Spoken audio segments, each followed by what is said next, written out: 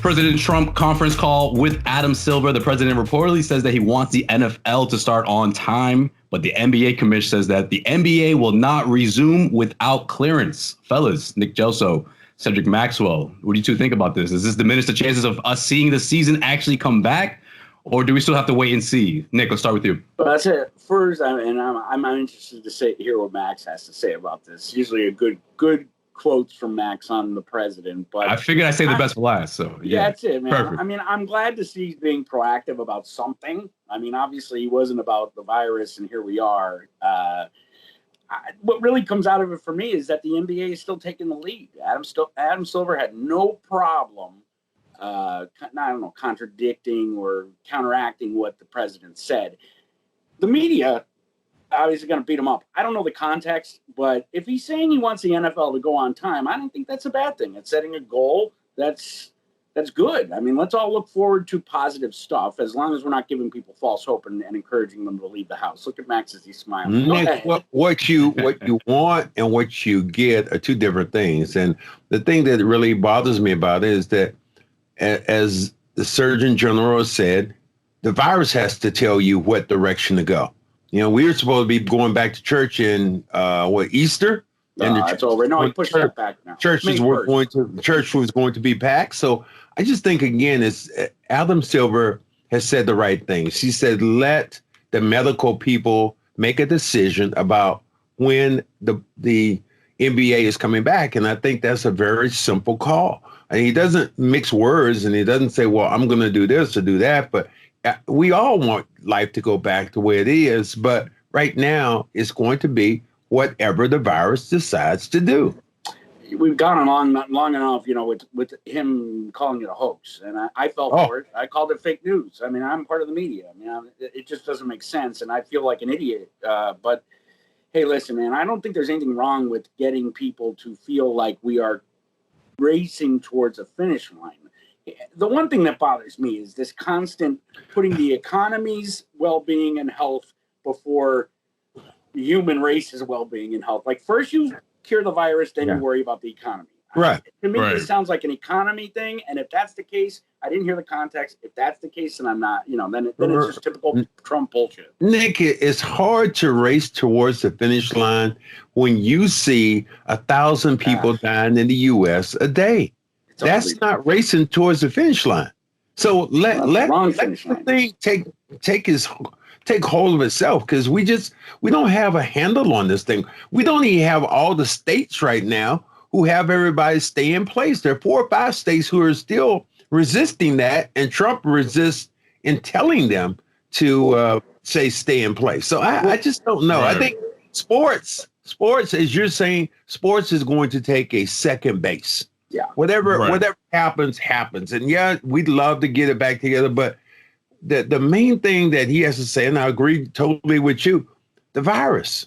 The virus has to be the first thing, not the economy, not sports, not our hopes of getting back for Major League Baseball. It's curing the virus and getting that set. And then everything else is going to take care of itself. There are going to be some people who will never get their jobs back, which is I pray for all those people.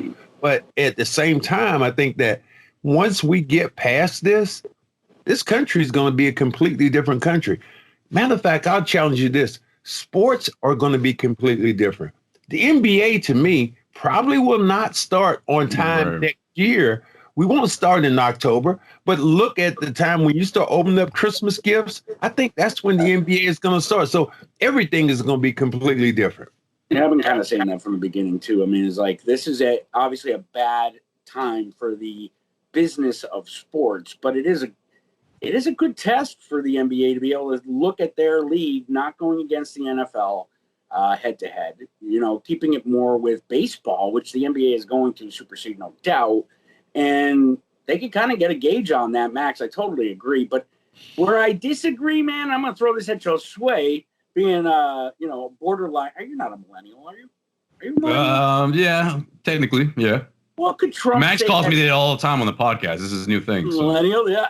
It's his new nickname. Call him better shit, Max. What as a millennial or a younger person, what could Trump say that's right? We're mad at him when he dismisses it. We're mad at him when he overreacts to it, and we're mad at him when he sets a goal that is maybe on the positive side. Wait a minute, Nick. When is he overreacted to it? That maybe I'm missing something. Well, I think what Nick means is when he called it a state of emergency. At least he acknowledged it. So which obviously went. Well, that's not an against what overreaction. No, but it is a reaction at all. And the liberal media did kind of react. He can't do anything right, and then normally he doesn't do anything right. I'm not a Trump guy, so let's just make that straight. But when does it become? Here's a good example. Everybody should wear masks, but I'm not gonna. That's a Trump. Okay, so just wait. When is he right? That's spot on. That's exactly that's pretty much what's been happening. Yeah, I agree, and I also agree with Adam Silver, because if you're Adam Silver, this whole thing started with the NBA. You can't just rush back to it. You can't be setting goals until everything is safe and everything is clear. I mean, at the end of the day, that's the goal. There isn't necessarily a date that's set in place that's the goal for everyone to return back to work. I think first things first. And if I'm Adam Silver, I mean, you're doing the right thing.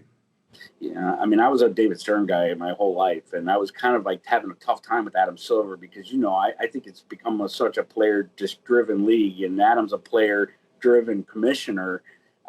But he has been great throughout a very, very, very difficult year for the NBA, Max. Are we going to play sports at all? It's because he's almost a millennial, Nick. That's why. No, I don't know about that. No, I think Adam has gone to the very top.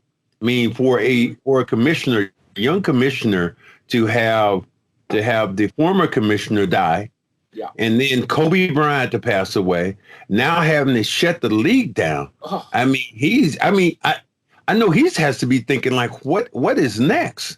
Because this is one of those things that you just can't plan for. I know you start out the year going, okay, we're going to have a great year. And LeBron right now finally has Anthony Davis, and this is going to be a great setup, and Giannis and the Celtics, everybody playing together. And then everything rattles apart. I mean, that to me is crazy for him. Is it ever going to be the same though? I mean, that's really is the NBA ever going to be the same? You're talking about the schedule. How about the business of basketball? This is a huge monetary economic hit to the league, to all the leagues and their partners. But Nick, you say that, yes, but is the world ever going to be the same? No. I think that's where we're missing the boat. If the world's not the same, the NBA can't be the same.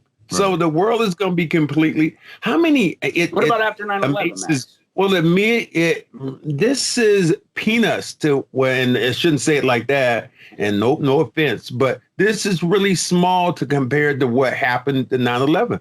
They're saying like, I think 1,000 people died in New York. Today, it's like, that's how many, 3,000 people. That's how many died in 9/11. So this is going to be a continuation. So I just can't see how those two are even going to be together. I understand and the tragedy of 9/11, but this is mega light years away. I'm walking by the Ritz-Carlton. The Ritz-Carlton, all the hotels are closed. All the businesses are closed. You go downtown Boston right now. Downtown Boston, at night, I'm looking for tumbleweed. That's what I'm looking for, because there's nobody or nothing downtown at all. And my area on Tremont Street and Boylston Street, those are the hubs. And the young people like Josue over near the W, man, that place is normally packed on a Saturday night. But now there is nobody there except the guy going into 7-Eleven. This segment of the Garden Report is brought to you by Awaken 180 Weight Loss. Don't let hibernation mode go into packing pounds mode. All right. Get one-on-one coaching, access to over 1,000 recipes and tools to know what to eat. And of course, you can set up your first consultation today at awaken180weightloss.com. That's awaken180weightloss.com for more coverage, of course, and plenty of content for CLNS Media. Check us out on our YouTube channel as well as clnsmedia.com.